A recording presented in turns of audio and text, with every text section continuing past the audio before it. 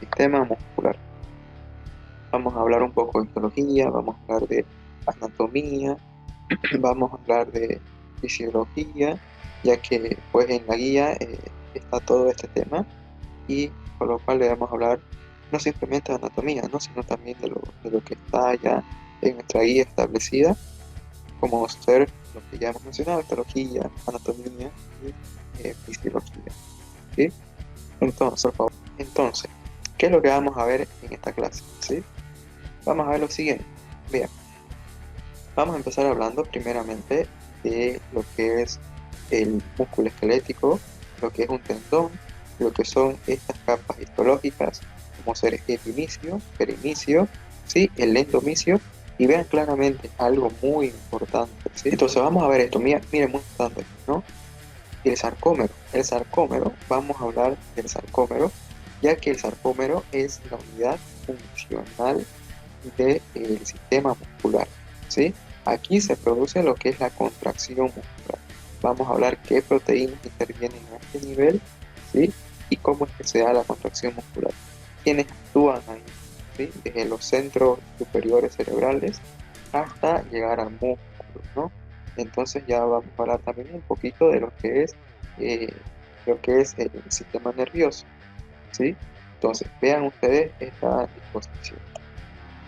Entonces vamos a hablar igualmente, aquí vean cómo la unidad funcional es el sarcómero. ¿Y para qué nos sirve el sarcómero, no? Pues para lo siguiente, vean ustedes, la contracción muscular, ¿no? Cuando uno tiene movimientos musculares, se produce la contracción. Y vean aquí, esto es lo que sucede en el sarcómero. Vean cómo sucede la contracción, ¿no? Así se va dando entonces la contracción.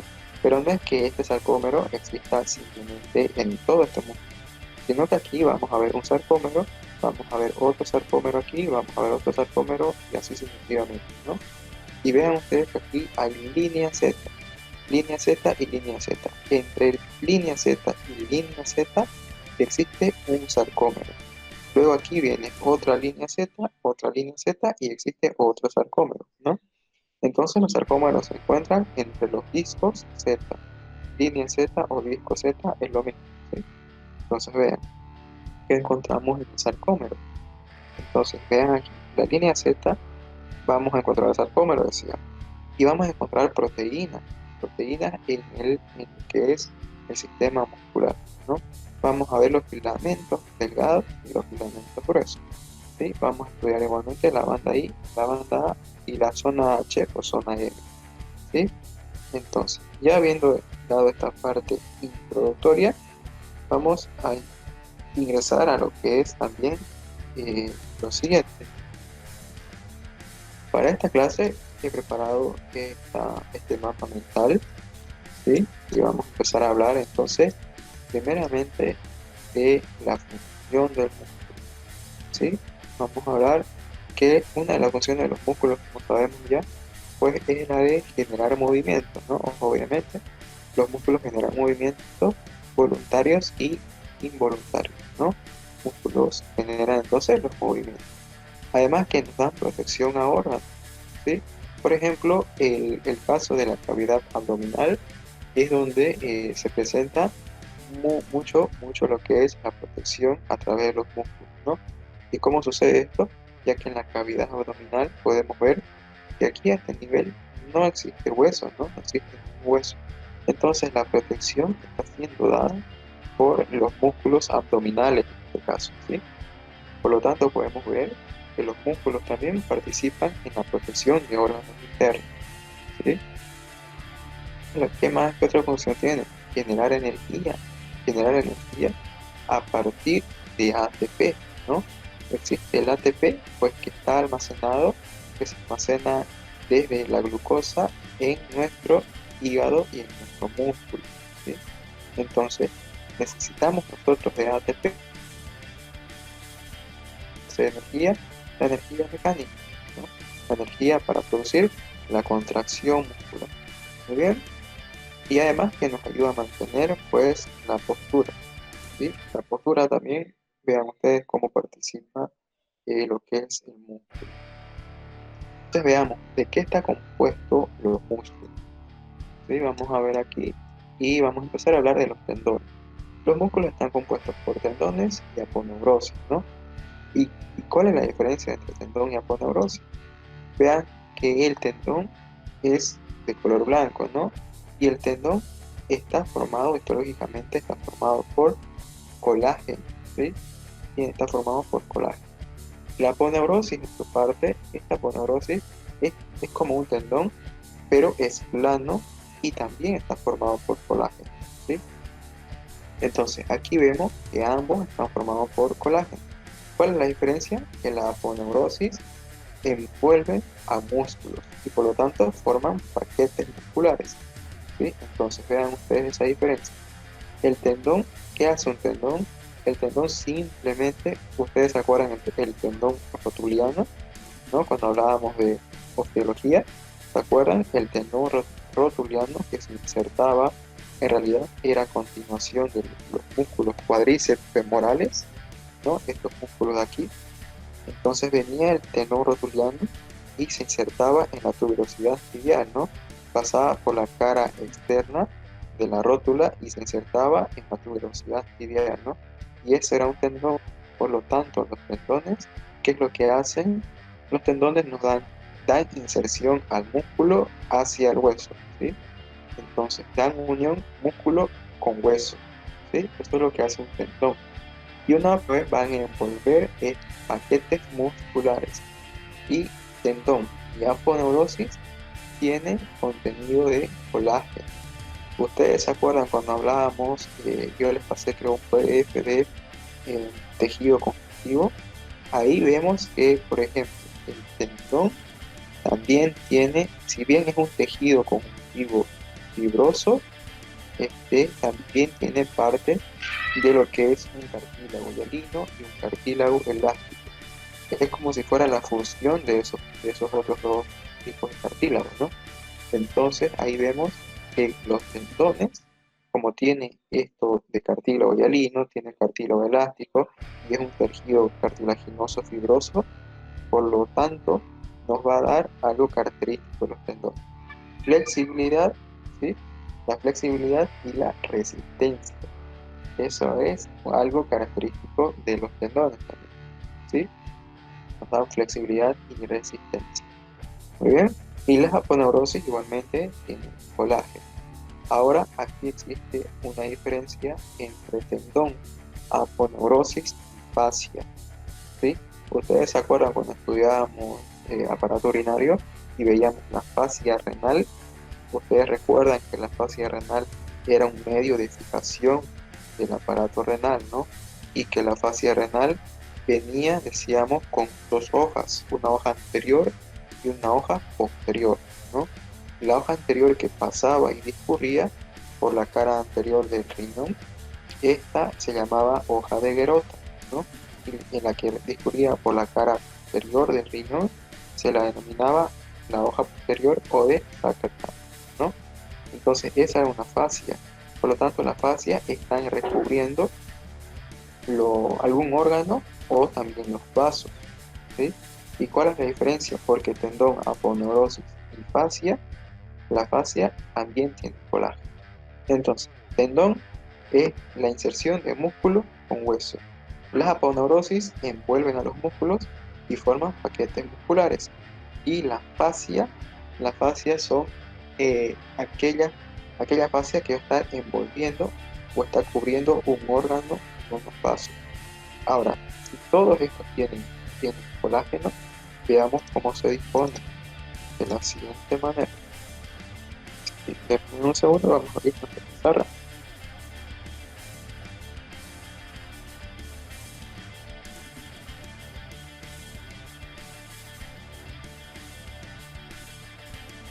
Bien, entonces aquí vean ustedes. Estábamos hablando entonces del tendón, ¿no? Vamos a poner aquí el tendón. Estábamos hablando de la aponeurosis. Estábamos hablando de la fascia, ¿no? De las fascias. ¿Cómo se escribe fascia? Se escribe así, fascia. Ya.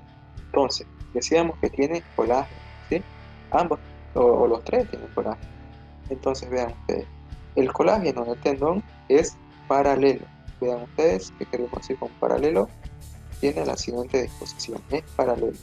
Igual la aponeurosis, tiene colágeno, ¿sí? Paralelos. Ahora que cada uno tiene distinto tipo de colágeno, ya es otro tema, ¿sí? Entonces, la fascia, su colágeno, el colágeno de la fascia es, no es paralelo, ¿sí? Es distribuido.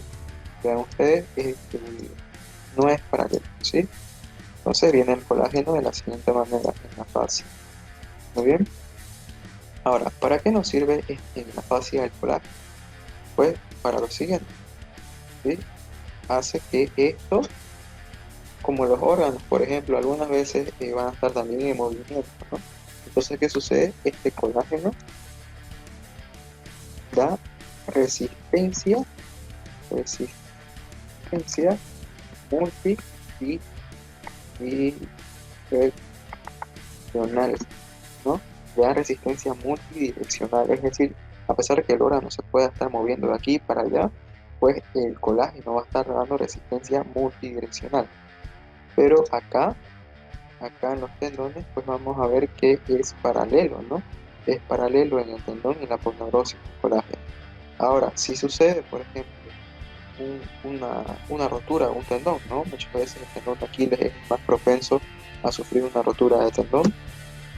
Entonces veamos que, por ejemplo, en el tendón de Aquiles hubo una rotura, ¿sí? Hubo una rotura. Vean ustedes cómo pierde la continuidad del colágeno. ¿Y qué sucede? Sucede que aquí existe una cicatriz, ¿no? Y existe una cicatriz que, si bien esta cicatriz, por ejemplo, el tendón de Aquiles, por ejemplo, muchas veces es cirugía, ¿no? Es cirugía, es quirúrgica, ¿no? Muchas veces es quirúrgica a este nivel, pero también puede sanarse normalmente, fisiológicamente normalmente, ¿no? Solo se puede curar, pero tardaría mucho más tiempo, ¿sí? Entonces, cuando aquí existe una cicatriz, una rotura del tendón de Aquiles, ya pierde su resistencia al tendón. Ya el tendón, vean, el tendón, su característica dijimos que nos da flexibilidad, ¿sí? Nos daba flexibilidad, ¿no? Y resistencia, ¿no? Resistencia además también nos da el sostén, ¿sí? Esas son sus funciones. Entonces, vean, si sucede, por ejemplo, una rotura, decíamos, pierde su flexibilidad, ahí existe una cicatriz, y esta cicatriz ya no nos permite tener esa flexibilidad ni esa resistencia al tendón. Y es por eso que estos pacientes, cada vez que van a tener o ya sufrieron una rotura del tendón de Aquiles, ya una y otra vez se rompe su tendón de Aquiles, ¿no? Entonces hay reiteradas veces lo que sucede una y otra vez, ¿sí? Entonces ahí vemos cómo es importante el colágeno, hablando histológicamente, en el tendón, cómo se diferencia de una fascia, ¿sí? Ahora ustedes pueden preguntar, doctor, bueno, existe tendón, existe ligamento, existe articulación. ¿Cuál es la diferencia? Eh, Aquí dibujamos, por ejemplo, el fémur, la rótula y la tibia, ¿no? Entonces vean, vamos a hacer el músculo. Vamos a hacer, bueno, muy delgadito nuestro hueso, pero bueno, no importa. Entonces aquí está nuestro músculo cuádriceps femoral, ¿no? Y cuando viene el tendón, vean ustedes, el tendón rotuliano desciende y se une a la tuberosidad tibial a este nivel, ¿no? Entonces, este es un tendón, ¿sí? Como bien nos dijo su compañera, el tendón une músculo con hueso, ¿sí? Ahora, ¿qué hace el ligamento? Ya hemos estudiado ligamentos, tensiones, ¿no? Y también nos da unión de hueso con hueso, ¿sí? Unión de hueso con hueso, ¿sí? Ahora vamos a hacer la articulación donde nos encontramos de color azul. Ya, entonces vemos cómo las articulaciones también, estas articulaciones que se forman, esta articulación, ¿qué es lo que hace, no? ¿Cuál es la diferencia? Es cuando se encuentran ambos huesos, ¿no? Para que no exista ese roce, ¿no? Para que exista eso lo que es tan característico, pues, de las articulaciones, ¿no? El movimiento, ¿sí? Entonces las articulaciones se ubican cuando hay una comunicación de hueso con hueso, ¿sí? Entonces ahí tenemos las diferencias básicas, ¿no? De lo que es tendón, lo que es aponeurosis, lo que es fascia, las diferencias entre tendón, ligamento y cartílago, ¿sí? Ahí vemos cómo ya está de distintas maneras. Y el colágeno que es importante, ¿no? Entonces, continúa. Bien, esta parte quedó claro. Bien, entonces ¿a qué se define como miología? ¿No? Se da la definición ya que son conjuntos de fibras musculares. Vamos a ver entonces cuáles son las fibras más adelante, ¿sí? Y veamos aquí qué sucede si hay una disfunción muscular, ¿no? Si hay una disfunción muscular, por ejemplo, vemos la rotura. O sea, una disfunción puede ser dado por una rotura de las fibras, ¿sí?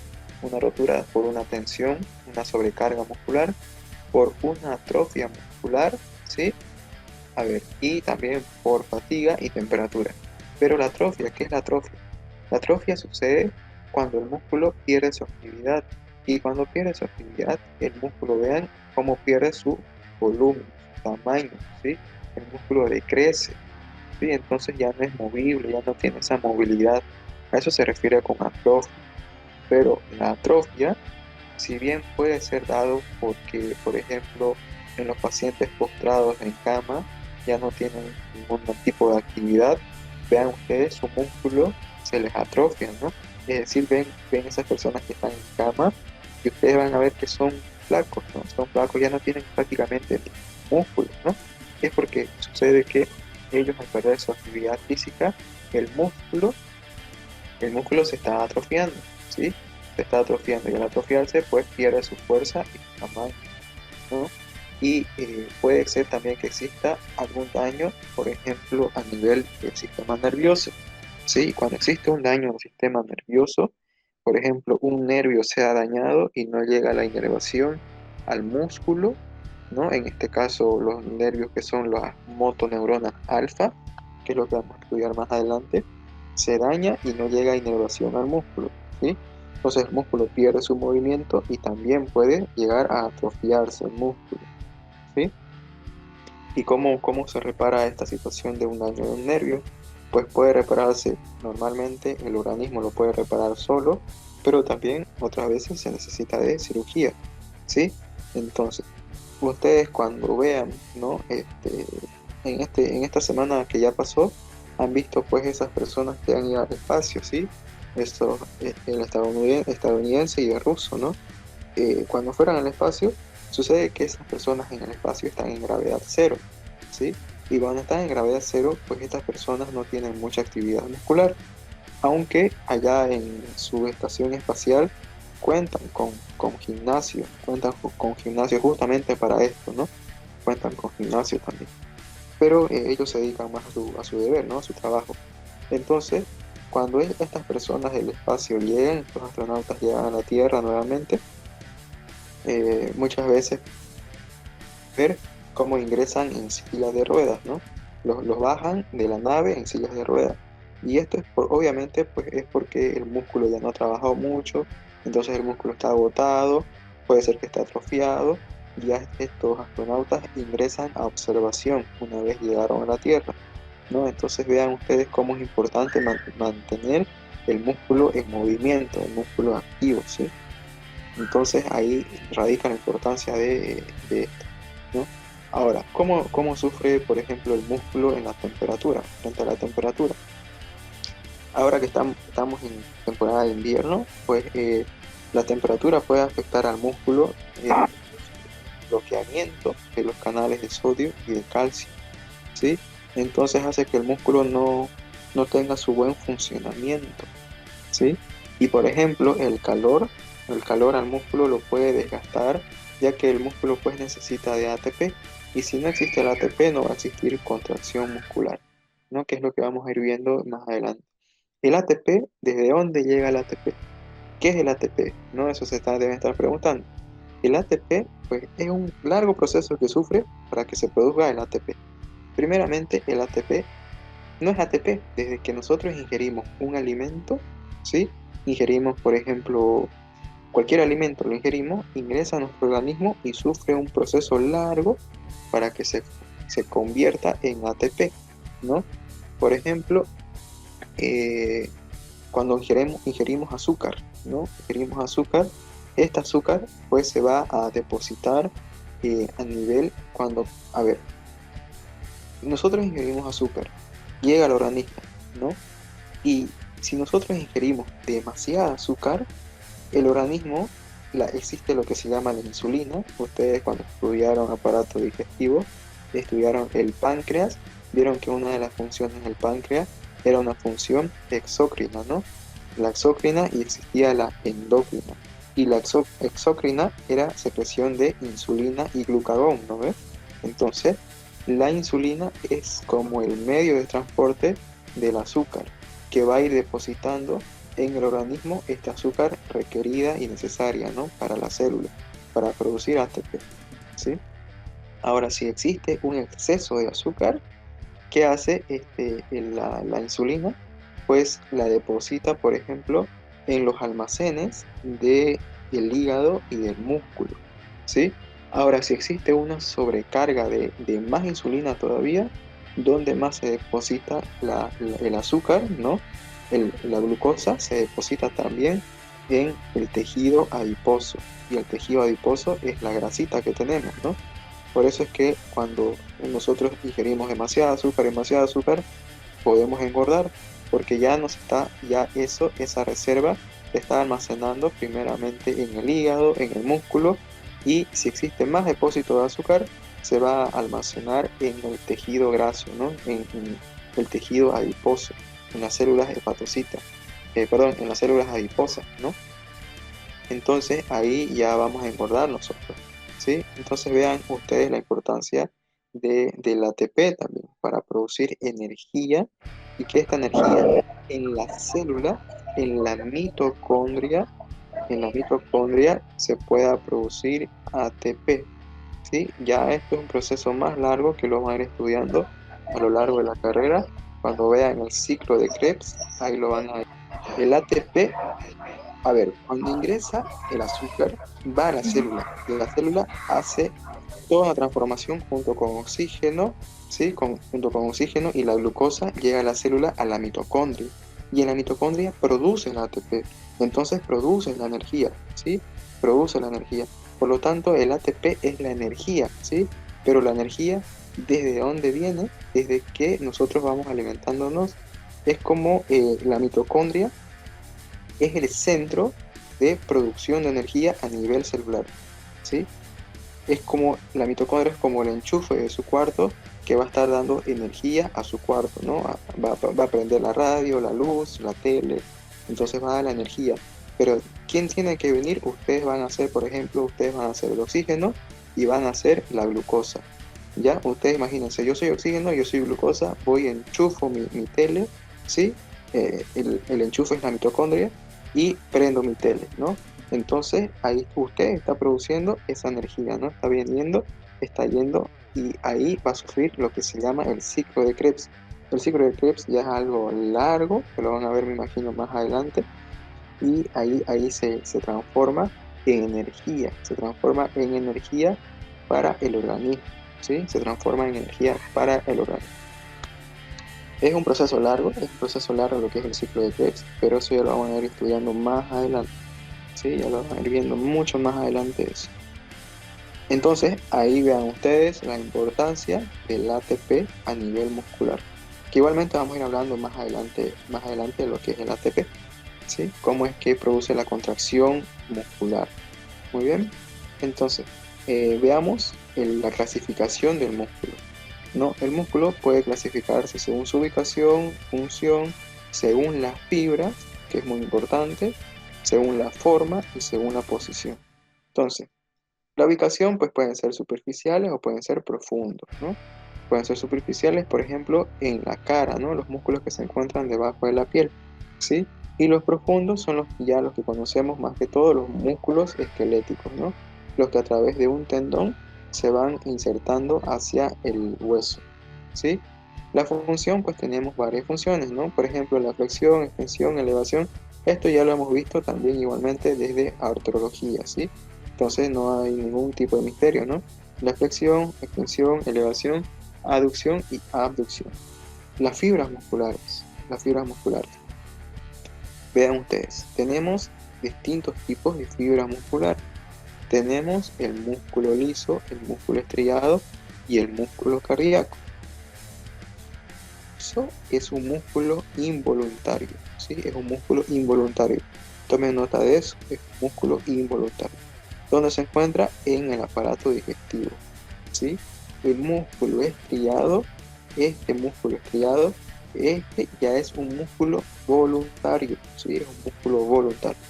Y el músculo cardíaco es un músculo estriado, pero no es voluntario el músculo cardíaco, ¿sí? No es voluntario a pesar de que sea músculo estriado. ¿Por qué? Porque este músculo cardíaco es involuntario, dado de que está siendo comandado por el sistema nervioso autónomo, ¿no? Ustedes se acuerdan la clase pasada que hemos visto el sistema nervioso somático, el sistema nervioso autónomo y el sistema nervioso entérico, ¿no? Entonces, el sistema nervioso autónomo, ¿sí? El sistema nervioso autónomo es el que está dando esa contracción al músculo cardíaco, ¿sí? Es el que lo controla, el que lo regula, ¿sí? Entonces, ahí vean, esto se puede preguntar, así que tomen nota. El músculo cardíaco es un músculo estriado, pero es un músculo involuntario, ¿sí? Es involuntario. Y el músculo estriado, que ya lo conocemos como músculo esquelético, es un músculo que es voluntario. Y el músculo liso es involuntario, ¿sí? Entonces tengan en cuenta y tengan presente esto, ¿sí? Entonces veamos las formas. Tenemos formas en los músculos, existen formas también. Por ejemplo, los músculos largos, tenemos los músculos planos, los músculos cortos, orbiculares, esfinterianos, triangulares y fusiformes. Los músculos planos en este caso, un músculo largo pues, puede ser también un recto anterior. El músculo plano podemos también denominarlo al recto anterior, ¿no? También podemos ver a los maceteros ateneos. Los músculos maceteros que son músculos masticatorios, ¿no? El músculo macetero. Los cortos. En los cortos tenemos, por ejemplo, tenemos estos músculos, el bíceps, por ejemplo, ¿no? En los esfinterianos, ya hemos ido estudiando desde el esfínter que hemos visto en aparato digestivo, en aparato urinario. Los orbiculares, que son los músculos más que todos, esos músculos de los ojos, ¿no? Que se encuentran a nivel de la órbita. Entonces tenemos igual músculos triangulares. El músculo, por ejemplo, pectoral mayor, el músculo deltoides y los músculos fusiformes. Cuando decimos fusiformes nos referimos a músculos funcionales, ¿sí? Funcionales, por ejemplo, el bíceps, el tríceps, ¿sí? Los gemelos en la pierna, ¿no? En el miembro inferior, ¿sí? Que son ya músculos funcionales. Y según la posición, también tiene su clasificación. En la cabeza, en el tronco, extremidades superiores, extremidades inferiores. En la cabeza, ¿qué músculos podemos encontrar? Podemos encontrar los músculos maceteros, ¿no? El músculo temporal, el músculo digástrico, ¿no? Que son músculos maceteros, pero músculos masticatorios, ¿no? El temporal, el macetero. En el tronco encontramos los músculos, por ejemplo, pectoral mayor, pectoral menor, ¿sí? Encontramos el recto anterior. Entonces vemos cómo también existe en el tronco estos músculos. En la extremidad superior ya vemos, por ejemplo, el bíceps, el tríceps, y sí, en los inferiores vemos el cuádriceps femoral, el sóleo, los gemelos, ¿sí? El vasto interno, vasto medio, vasto recto anterior. O sea, ahí vamos viendo los distintos tipos de músculos según su posición, ¿sí? Ahora vamos a ver esto que es ya la estructura del músculo. Cómo es que está estructurado nuestro músculo, ya hablando más histológicamente. Vean ustedes aquí, tenemos el epimicio, tenemos el perimicio y tenemos el endomicio, ¿sí? ¿Qué es lo que vamos a ver? Vean aquí en la imagen, el epimicio, ¿no? El epimicio, ¿qué es? El epimicio, ¿dónde está el epimicio? Aquí. Vean el epimicio, igual lo tenemos aquí, la parte externa, esto es el epimicio. Y aquí vean, todo esto es el epimicio, ¿no? Entonces, el epimicio es un tejido conjuntivo, ¿sí? Es un tejido conjuntivo que va a estar rodeando al fascículo. Vean aquí al fascículo. El epimicio está rodeando al fascículo, ¿no? Vean aquí, Todo esto es el epimicio. Y además que va a estar rodeando el fascículo, también va a estar formando los tendones. ¿Sí? Vean ustedes cómo da continuación al tendón, ¿no? El perimicio aquí lo vemos en esta parte, ¿no? El perimicio. Y el perimicio, ¿qué es lo que hace? Pues rodea a un grupo de fibras, ¿no? Vean cómo rodean este grupito de fibras, el perimicio. Entonces rodea a un grupo de fibras, ¿sí? Y vamos a ver también lo que es el endomicio. El endomicio lo tenemos aquí. El endomicio únicamente envuelve cada fibra muscular. Cada fibra muscular la envuelve, ¿no? Aquí vean, cada fibra muscular. Cada redondito de aquí es una fibrita muscular, ¿no? Entonces la rodea la fibra muscular, ¿sí? El endomicio. El sarcolema, este sarcolema es nada más que la membrana muscular que se va a estar excitando cuando llegue el potencial de acción, que es lo que vamos a verlo más adelante, ¿sí? El sarcolema. Ahora, cuando nosotros hablamos de contracción muscular, vamos a referirnos a las miofibrillas, ¿no? Las miofibrillas, aquí ven, aquí existe miofibrilla, ¿sí? Usted toma esta miofibrilla, una sola miofibrilla, y va a encontrar los miofilamentos, ¿sí? Ahí los ven. Entonces, creo que aquí está. A ver. Vean, aquí tenemos el músculo, ¿no? Aquí tenemos las fibras musculares. Tomamos uno de estos y ya son las miofibrillas, ¿no? Los filamentos. Entonces, vean aquí. ¿Qué existe a este nivel?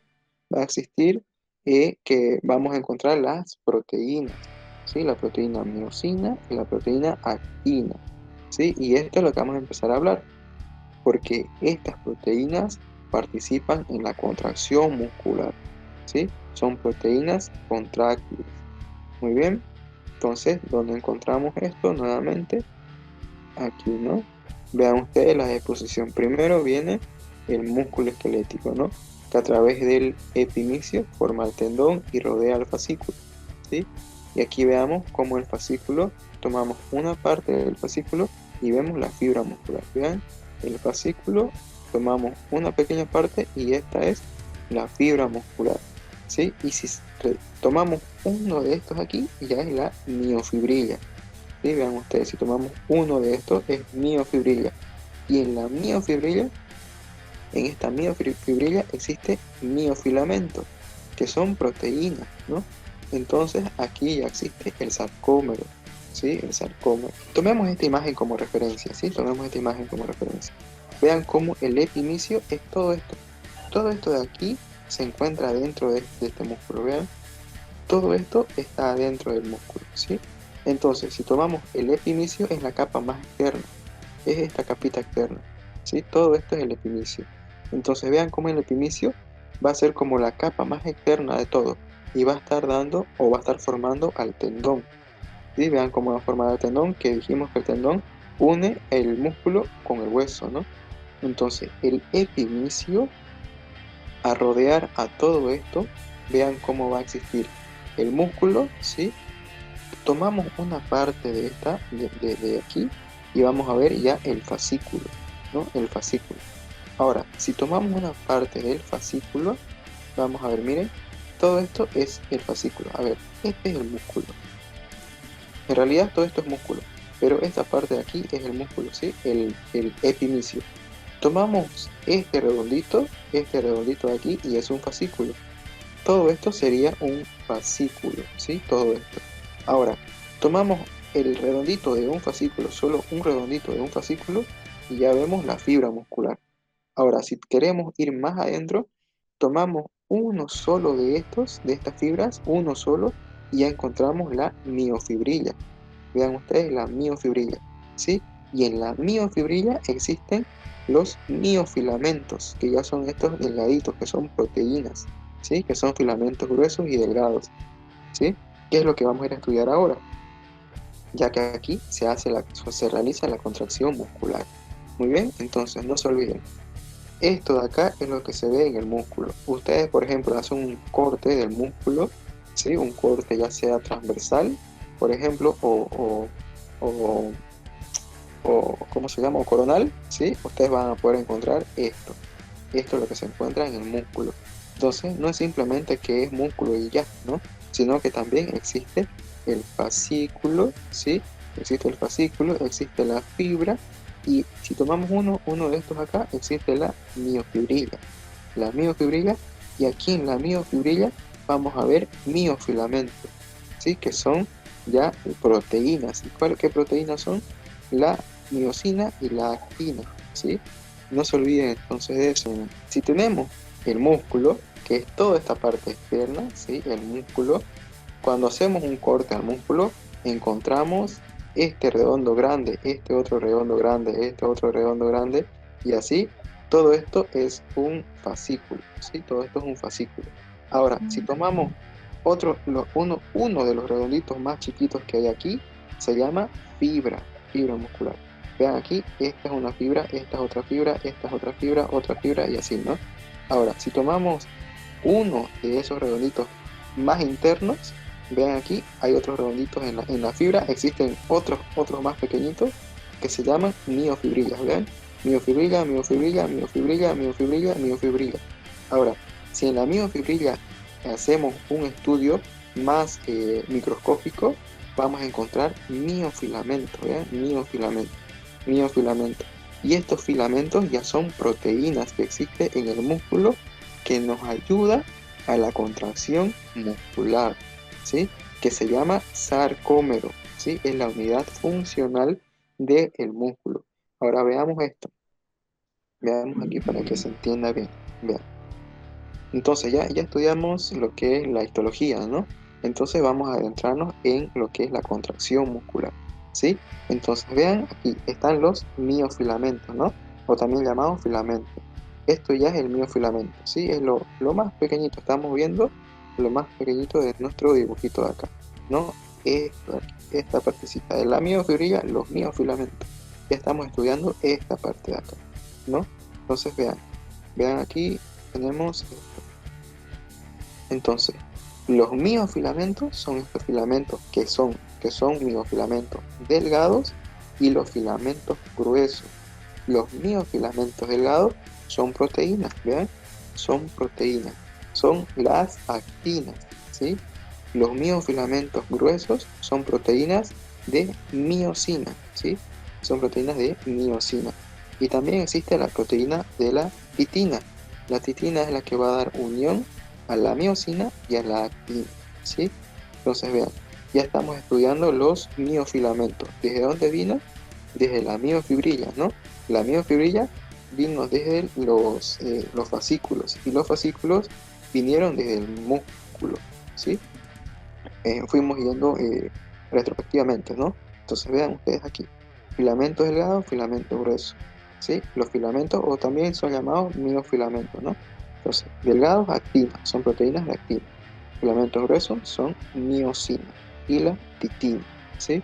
Ahí vean, el sarcómero está compuesta entonces por esas tres proteínas, ¿no? ¿Y qué vemos acá? Vean ustedes, para realizar una contracción muscular necesitamos de que, vean ustedes, vamos a hablarlo y después lo vamos a hacer. Llega el calcio, vean cómo llega el calcio desde un potencial de acción, ¿sí? Y se une a la troponina, ¿no? A la troponina.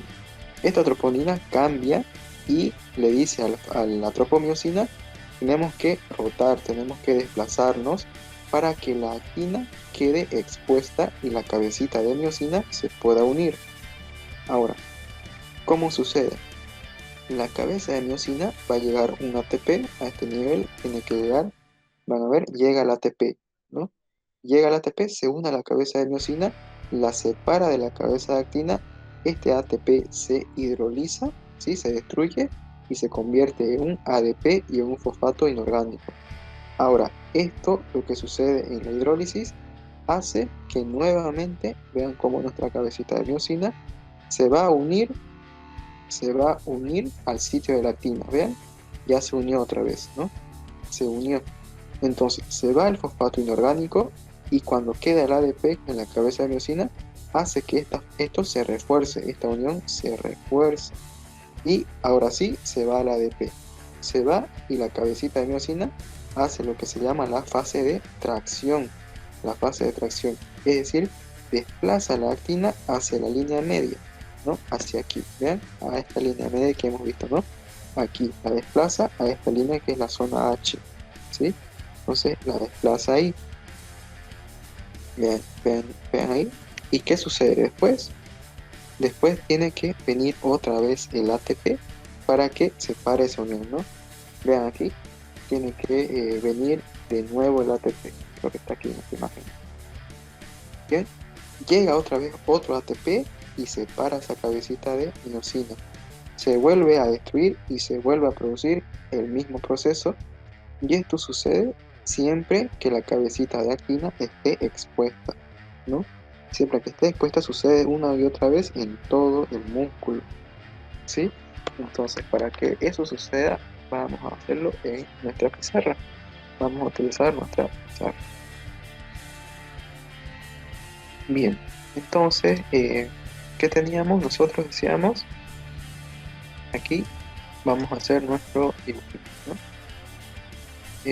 Vamos a empezar haciendo nuestro huesito a este nivel, aquí.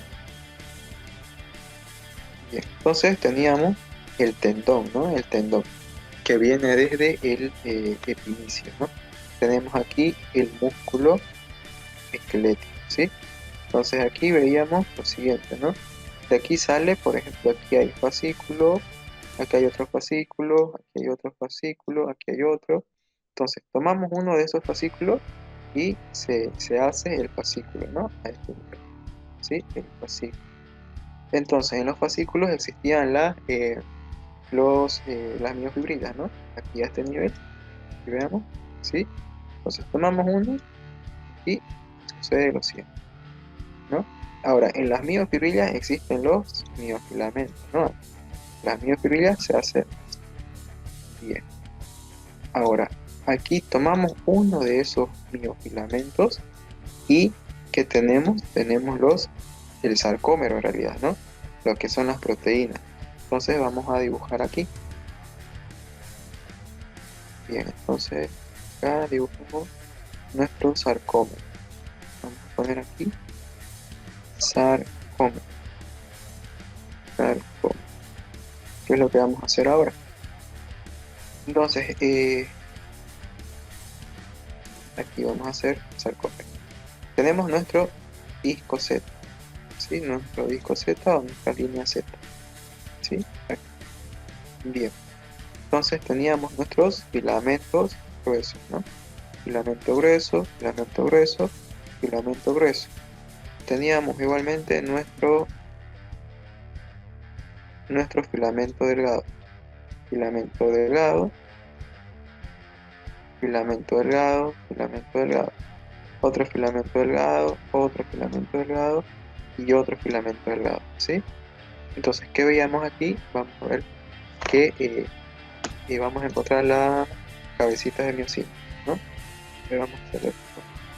Entonces, aquí vemos como hay cabeza de miocina, cabeza de miocina, cabeza de miocina, aquí también cabeza de miocina, cabeza y cabeza de miocina, ¿no? A este nivel. Las cabecitas de miocina, ¿sí? Bien. Y teníamos igualmente aquí que es la zona o la banda A. Todo esto es la banda A. Esta es la banda I. La banda I. Y aquí igual, la banda I, ¿no? Bien. Entonces, veamos aquí. Ah, y nos falta la zona H. La zona H que es esta zona. Bien. Entonces, esto aquí es el disco Z, ¿no? O la línea Z. ¿Sí? Esto acá. Esto que está en azul, dijimos que es el filamento, filamento delgado. Delgado que es la proteína de actina, ¿no? La actina. Y aquí teníamos también el filamento grueso. Hacemos filamento grueso. Este filamento grueso es la proteína de miocina, ¿no? Filamento grueso. Es la proteína de miocina. ¿Sí? Y teníamos aquí, nos falta la tina, ¿no? La proteína de la tina. Entonces viene así la tina. Dijimos que da unión a la actina y a la miocina, ¿no? Entonces viene la titina y da unión a las proteínas de actina y miosina. ¿Sí? La titina. Bien, entonces aquí tenemos la titina, ¿no? Titina.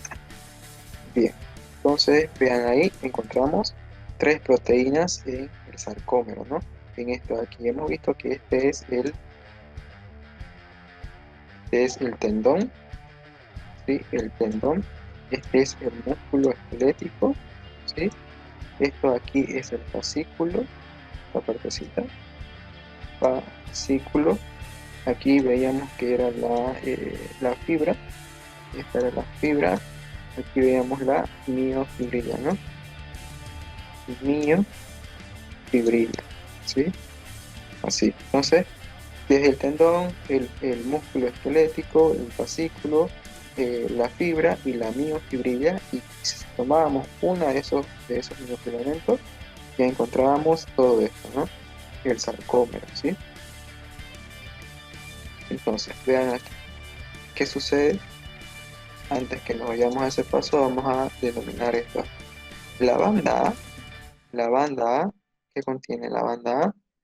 La banda A contiene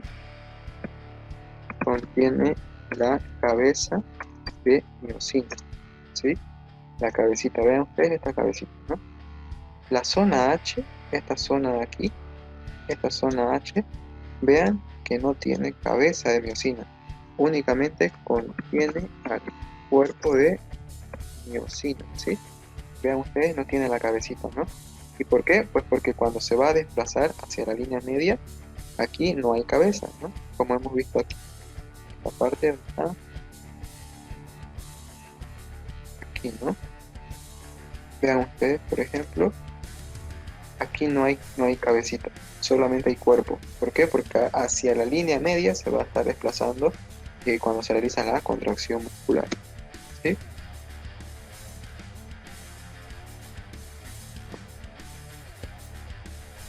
¿No? Entonces ahí tenemos nuestro sarcómero, ¿sí? El sarcómero. Ahora vamos a nosotros a graficar esta partecita de aquí, esta partecita chiquitita, ¿sí? Vamos a esta partecita de aquí, ¿no? Entonces vamos a graficar la contracción muscular.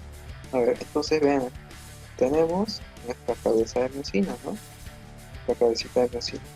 Aquí vamos a dibujar nuestra tropomiocina, ¿no? La tropomiocina, ¿sí? Tropomiocina, y aquí va a estar la troponina. Esta es la troponina, ¿ya? La troponina. Bien, entonces, cuando llega el calcio, vean ustedes, llega el calcio, ¿no?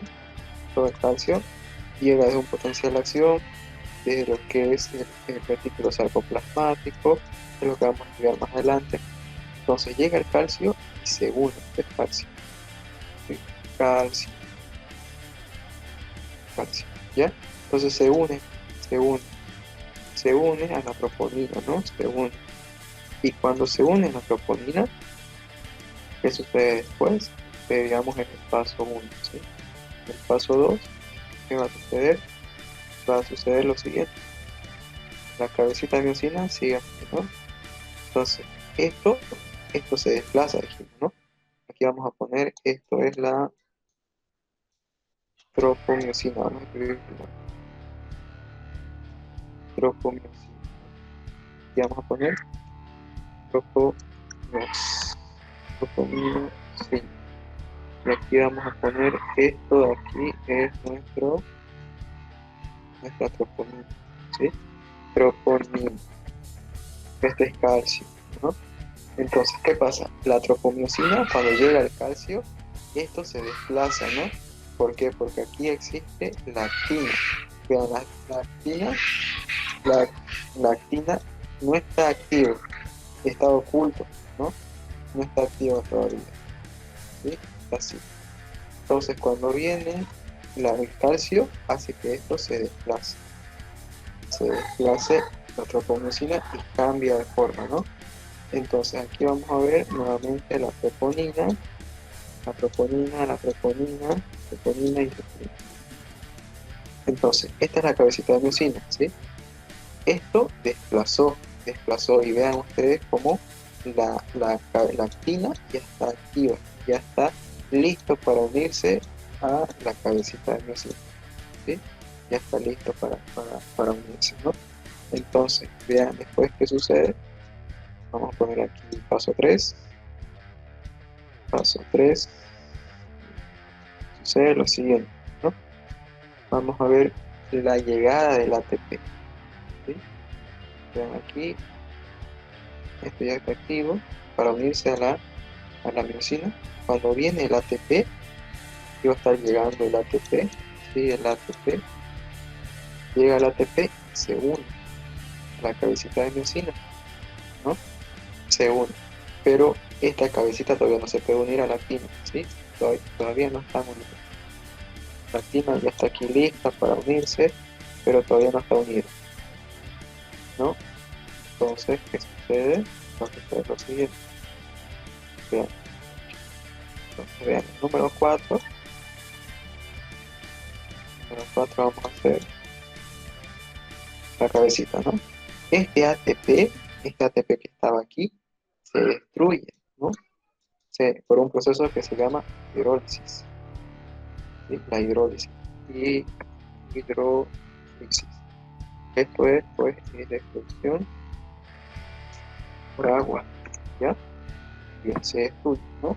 Hidrólisis, ¿por qué? Porque hidro significa agua y lisis significa agua, perdón, hidro significa agua y lisis significa destrucción, ¿no?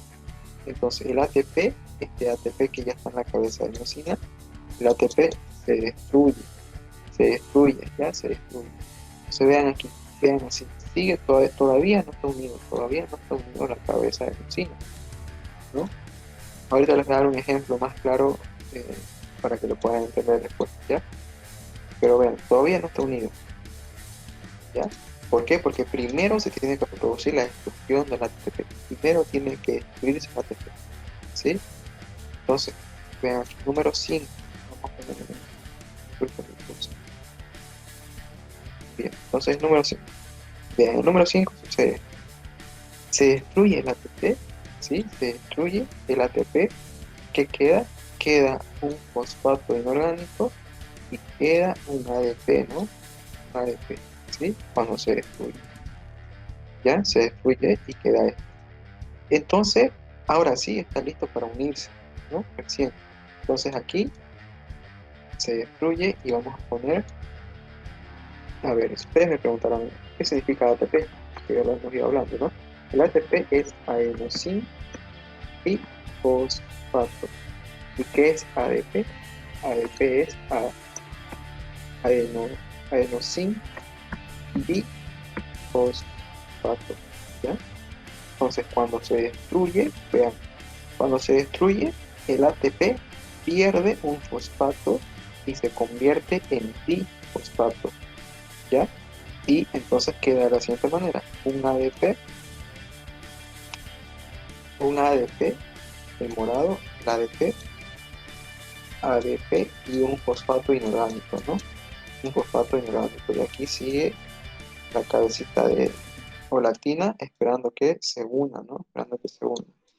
Ahora sí, recién se puede unir, ¿no? Recién se puede unir. Entonces viene 6, vean. Entonces ya se va a unir la cabecita de miocina, se va a unir a la actina. Recién se va a unir a la actina, ¿ya? Y vamos entonces a poner la actina que ya está unida, ya está unida. Pero sigue, aquí sigue el ADP y el fosfato todavía, en la cabecita de miocina. Sigue unido. Ahora, este fosfato tiene que irse el fosfato. Este fosfato tiene que irse, se va el fosfato, ¿ya? Se va, muy bien. Y cuando se va el fosfato, queda el ADP, ¿no? Queda el ADP, ¿sí? A este punto de aquí, antes que pasemos al siguiente, a este punto se llama la fase de adherencia, ¿sí? Se llama fase de adherencia, ¿sí? Que es cuando la cabeza, la cabeza de miosina se une a la actina. Es la fase de adherencia. ¿Ya? Entonces, vean, ya se fue, entonces ya se fue el fosfato y queda solito el ADP, queda solito. Entonces, vean, así, y vamos a poner nuestra actina. Y ya, sigue unida, ya está, ahí se une, en la fase de adherencia.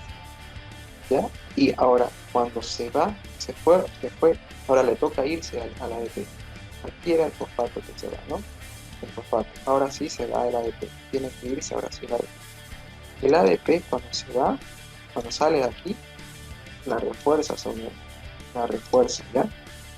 La refuerza, y a reforzar esa unión a este nivel se va a producir lo que se llama la fase de tracción, ¿sí? Entonces ya está reforzada esta unión. Aquí sigue unido y ya está reforzada la cabeza. Y esto se va a llamar cuando la cabeza de miosina se une a la actina y ya no tenga ni ATP, no tenga ni ADP ni fosfato inorgánico. Esta cabeza de miosina va a desplazar hacia la línea media, ¿sí? La va a llevar hacia la línea media, hacia la línea media, ¿sí? Y esto se llama, por ese proceso se llama fase de tracción. La fase de acción, ¿sí? Es cuando la cabeza de miosina lleva o desplaza hacia la línea M o banda H, ¿sí? A la actina, ¿ya? Ahora bien, ahora sucedió todo este proceso, ¿no? Ahora, para que la cabeza de miosina se separe otra vez de la actina, tiene que llegar nuevamente, tiene que llegar otro ATP. Esto está unido así, sigue unido, ¿ya? Sigue unido. Ahora, para que esto se separe, tiene que venir otro ATP. Otro ATP tiene que llegar. El ATP llega, se une aquí y se separa. Recién se separa la cabeza de miosina de la actina, ¿sí? Ahí se va a separar. Pero, ¿para qué? Pues para que se vuelva a producir este proceso, ¿no? Desde el número 9, desde aquí, para que vuelva a suceder nuevamente esto. Y así sucesivamente, ¿no? Y esto sucede mientras exista lo que es la contracción muscular, ¿sí? Todo este proceso va a existir mientras exista contracción muscular. Vean, se va a repetir. Llega al ATP, separa la cabeza de miosina de la actina y cuando se separa vuelve a suceder lo mismo, ¿no? Otra vez se hidroliza el ATP y se va el fosfato, luego se va el ADP y esto sucede que se va a realizar la fase de tracción, ¿no? La fase de tracción. Para que se suelte otra vez la cabeza de miosina, tiene que llegar otro ATP y otra vez sucede lo mismo, ¿no? Entonces, esto es como el paso a paso que se usa para la contracción muscular. Entonces, no se olviden que existe aquí lo que es estas tres fases, ¿no? Fase de adherencia, ¿sí? La fase de adherencia, la fase de tracción a este nivel y nos estamos olvidando lo que es la fase de disociación, que es esta, ¿no? La fase de disociación. Esta es la fase de disociación, ¿no? Cuando llega ATP y separa la cabeza de miosina de la actina, ¿sí? Aquí no está dibujado la actina, pero vamos a hacerlo y la actina, ¿no?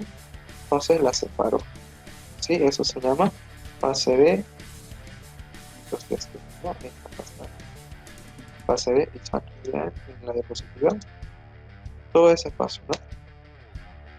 Vean aquí, ¿no? ¿Por qué se llama disco Z o línea Z?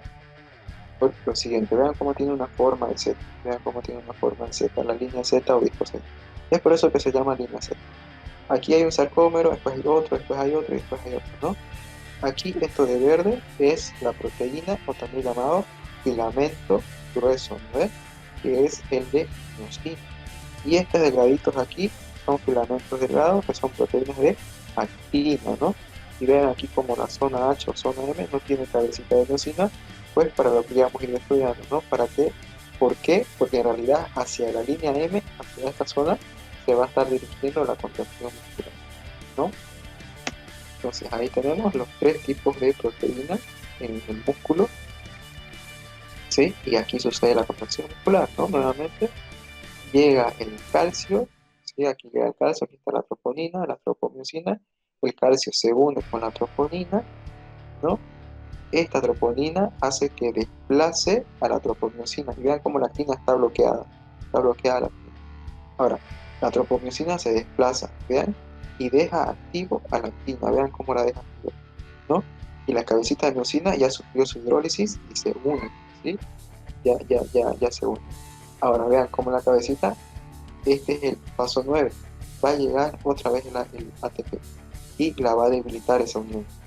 Se va a debilitar, se va a producir la hidrólisis, vean, se destruye y se convierte en ADP y en fosfato inorgánico, ¿no?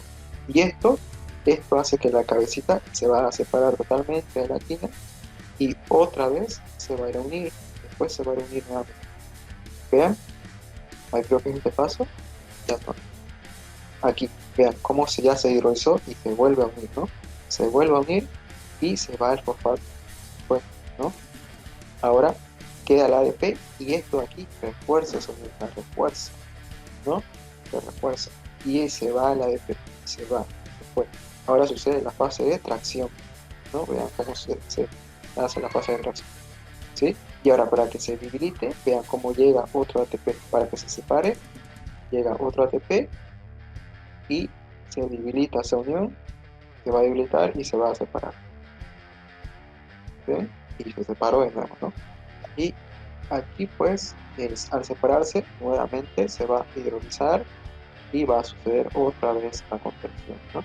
Se separa, se hidroliza y otra vez se repite lo mismo para que suceda una y otra vez en el músculo, ¿no? El músculo para realizar la contracción muscular, ¿no? Eso entonces es el proceso de la contracción muscular. Bien, entonces para dar continuación vamos a seguir. Vean aquí, vean, aquí no hay cabecita de miosina, en la zona H o zona M no hay cabecita, vean. Aquí no hay cabecita, vean la cabecita cómo se mueve, vean, la cabecita se mueve, está desplazándose la línea media en la fase de tracción. Ahí, ¿no? Ya se realizó la contracción. Aquí hay otro sarcómero, aquí hay otro sarcómero. Estamos viendo un solo sarcómero, ¿no? Y ahí vean otra vez, ¿sí? Cómo sucede el proceso, ¿no? Para realizar la contracción muscular. Bien. Y aquí tenemos el ciclo, ¿no? Una imagen, ¿sí? Que sucede el ciclo, ya que hemos explicado una y otra vez, ¿no? Cómo sucede. Cuando llega el ATP se destruye, se convierte en ADP y en fosfato, esto se une a la cabecita de miosina, estos se van, el ADP y el fosfato se va, y se vuelve a llegar a otro ATP, lo separa, se hidroliza y otra vez entonces, ¿no? Otra y otra y otra, ¿no? Bien. Ahora vamos a ver los tipos de fibra muscular, ¿sí? Los tipos de fibra. Y bien, los tipos de fibra, pues nosotros podemos trabajarlo y trabajarlo y trabajarlo en el gimnasio arduamente, ¿no? Todos los días haciendo ejercicio en la mañana, en la tarde, en la noche, dando clases, tal vez, ¿no? Alimentándonos bien, bueno, de todo, ¿no? Entonces, esto está determinado tristemente por genética, ¿sí? Puede estar determinado tu tipo de fibra muscular que no tengas los resultados esperados, quizás porque esto ya es es genético realmente, ¿no? Ya no es porque tú no te esforces o por algo, pero también es determinado por genética. Ahora que luego de eso se pueden, hay, hay cosas que se consumen para que el músculo crezca, pues ya es otra cosa, ¿no? Entonces, vean, está determinado por genética, ¿sí? ¿Qué tipos de fibras tenemos? Pues tenemos tipo 1 y tipo 2. El tipo 2 se divide en 2A y en 2B, ¿sí? Y veamos, el tipo 1, el tipo de fibra tipo 1. Primero veamos el tipo de fibra tipo 1, el tipo de fibra tipo 2 y el tipo 2B. Sus características esenciales, pues, es que esta es de contracción lenta, ¿no? Esta es oxidativa rápida y esta es contracción rápida, ¿sí? Vean aquí nuevamente, esta es lenta, esta es una oxidativa rápida y esta es glucolítica rápida. Es lo que vamos a ir explicando ahora, ¿sí? Pues vean, son los tipos de fibra 1, son de contracción lenta y oxidativas. ¿Por qué? ¿A qué se llama oxidativa? Oxidativa quiere decir que el músculo necesita oxígeno y necesita glucosa, necesita azúcar, ¿no? Es eso a lo que se refiere con oxidativa, ¿ya? ¿Para qué? Para la velocidad de contracción, ¿no? Y tiene un metabolismo energético predominante, ¿sí? Energético predominante. Además, vean ustedes que contiene mioglobina. ¿Y por qué contiene mioglobina? Pues porque el músculo necesita oxígeno para realizar la contracción, ¿no? Entonces, cuando estudiábamos nosotros aparato respiratorio, veíamos que el glóbulo rojo tiene una proteína que se llama mioglobina. Y la mioglobina es el medio de transporte del oxígeno, ¿no? Cuando veíamos a nivel de los capilares alveolares, ¿no? Cuando se produce a nivel alveolar la hematosis, el intercambio gaseoso, ¿no? Y que aquí nosotros desechábamos el dióxido de carbono, ingresaba el oxígeno y el medio de transporte es la mioglobina, que le dice, bueno, le toma del abanico al oxígeno y le dice, vamos a dar un paseo por todo el organismo. Entonces ahí veíamos la mioglobina. Y pues esto también llega al músculo para que el músculo realice su contracción, ¿no? A pesar que es una contracción lenta, ya que es oxidativo. Y como es oxidativo, necesita oxígeno que viene desde los pulmones a través de la mioglobina y necesita glucosa, ¿no? Azúcar, ¿no? Y porque contiene mioglobina, tiene ese color rojo que es característico, ¿sí? Además que contiene altas cantidades de mitocondrias, ¿sí?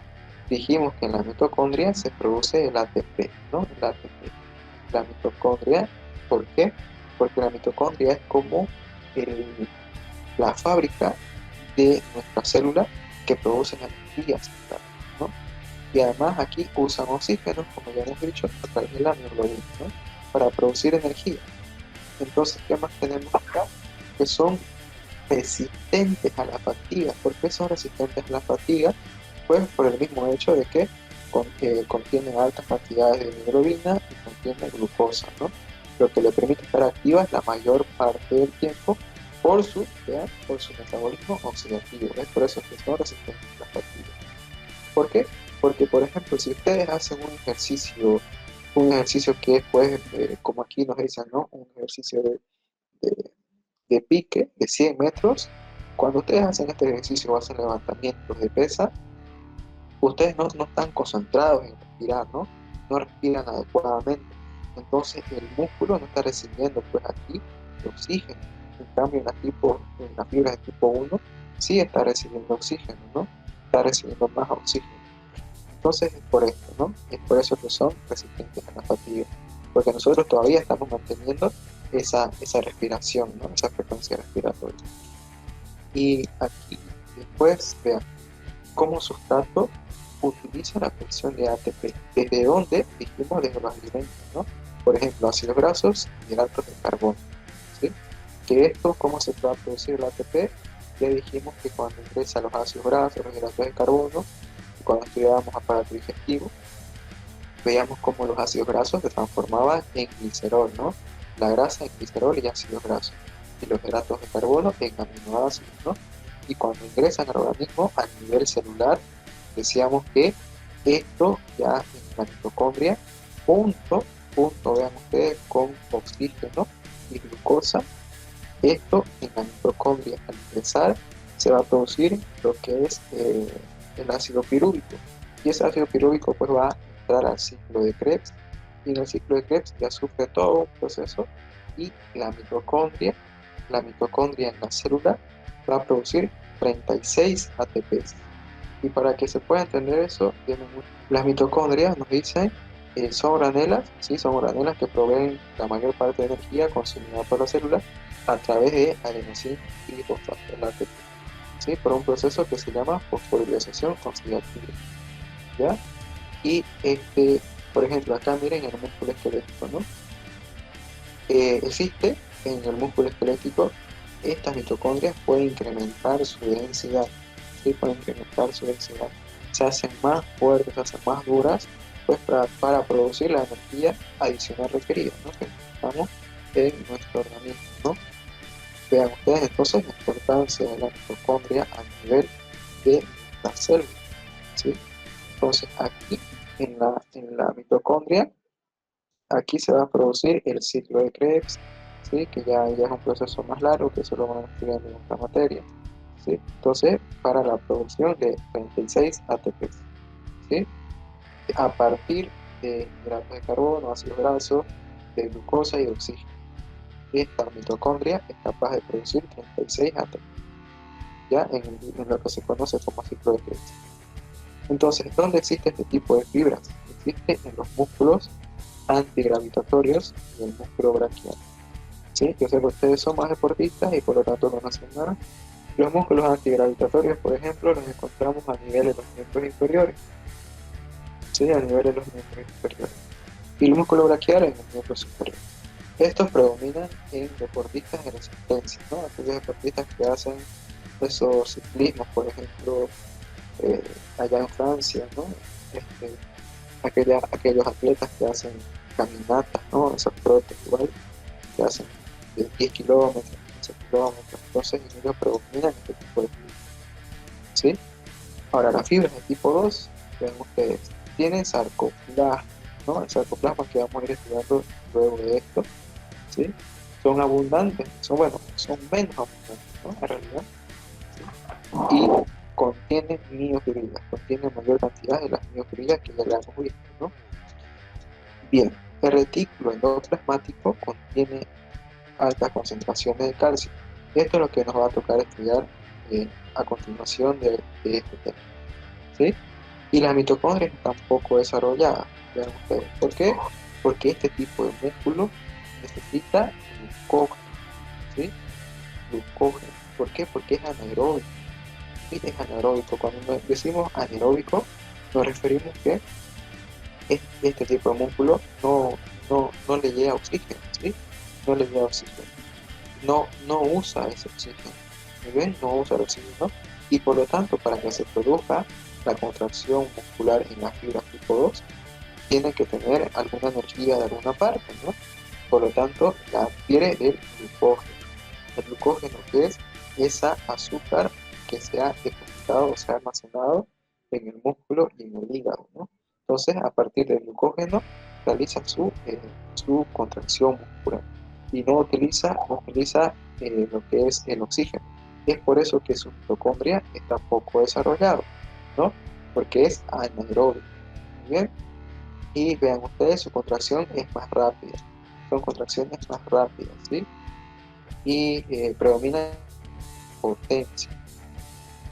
Es debido a esto, ¿no? Entonces, su mitocondria, vean ustedes, las mitocondrias no son bien desarrolladas porque no son pues como las fibras tipo 1. Las fibras tipo 1 necesitan oxígeno y necesitan azúcar. En cambio, las fibras tipo 2 únicamente necesitan el azúcar, ¿no? El glucógeno. Y por lo tanto son anaeróbicos, no requieren de oxígeno. Muy bien, son de contracción más rápida. ¿Sí? Son de contracción más rápida. Y este es el cuadro de lo que hemos ido hablando, ¿sí? El tipo 1 y el tipo 2. Y dijimos que el tipo 2 se divide en 2A y 2B. Bien, el tipo de fibra 2B son de contracción más rápida. Vean aquí, los dibujos son de contracción más rápida, ¿no? Ya hemos hablado de las fibras de tipo 2. Ahora, estas acá, vean ustedes, compensan la falta de capacidad oxidativa, ¿no? Porque no son oxidativas como las fibras de tipo 1, al tener altos niveles de glucosa almacenada, ¿no? La glucosa que hemos dicho ya, que se almacena en el hígado y se almacena en el músculo, ¿no? En forma de glucógeno, ¿sí? Glucógeno es la glucosa almacenada, ¿sí? Que se está almacenando para producir la contracción, ¿no? Para producir contracción. Esta se cansa rápidamente dado que no tienen oxígeno. Porque si ustedes, por ejemplo, van a estar realizando, pues como les dije hace un momento, ¿no? Un- un- una carrera de 100 metros, pues el músculo no le va a llevar oxígeno, ¿no? Entonces, de dónde tiene que sacar energía? De la glucosa, del glucógeno, ¿no? Que se almacenó. Por ejemplo, cuando nosotros nos alimentamos, le decía, se almacena el glucógeno, se almacena en el músculo y en el hígado. Esto como reserva, como por ejemplo cuando nosotros estemos en ayunas, cuando estemos en ayunas nosotros eh, no tengamos la glucosa necesaria y hacemos ejercicio, entonces ahí nuestro músculo está sacando esa glucosa almacenada en el hígado, en el músculo, como glucógeno. Y de ahí está sacando energía en realidad. Aunque nosotros no hayamos desayunado, el músculo está sacando energía desde el glucógeno almacenado en el hígado y en el músculo. ¿Sí? Es por eso que creo que hay esos ejercicios en ayuno que le dicen, ¿no? Pues es simplemente pues para matar más la grasa, ¿no? Y veamos que son actividades de alto impacto, ¿no? Como el levantamiento de pesas, pues, ¿no? O las carreras de 100 metros, 200 metros. Pues. Las fibras de tipo 2A, estas contienen más cantidad de mitocondrias y hemoglobina, ¿sí? Vean que es distinto de la 2B. Esta ya es más oxidativa, ¿no? Tiene contracciones rápidas, ¿sí? Vean aquí es componente oxidativo más elevado, ¿sí? Ya que necesita oxígeno y necesita glucosa, ¿no? Y vean aquí, usa combinación de oxígeno y glucosa. ¿Por qué? Porque es oxidativo, ¿sí? Como fuente de energía, ¿sí? Y esta combinación pues le da una contracción más rápida y fuerza de contracción, ¿sí? Y no es tan alta esta resistencia a la fatiga, no es tan alta como lo son, por ejemplo, las fibras de tipo 1, ¿sí? Entonces ahí tenemos la importancia de la mitocondria, la importancia de la glucosa, del oxígeno, ¿no? Entonces ahí pueden ver los tipos de fibra. Entonces, habiendo visto ya esto, vamos a dar continuación y vamos a empezar a hablar de lo siguiente, ¿sí? Lo que es la contracción muscular, desde donde se genera, conocido como el impulso nervioso, ¿no? Cuando nosotros, por ejemplo, estudiábamos la clase pasada neuroanatomía, primeramente quiero preguntarles, ¿cómo están? ¿Están bien? ¿Están atendiendo? ¿Están tomando notas? ¿Se están atendiendo en la clase? Sí, doctor.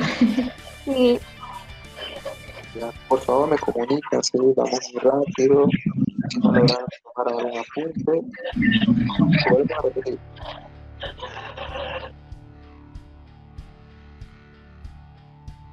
¿a qué nivel dijo que estaban las fibras tipo O? ¿A qué nivel me dice?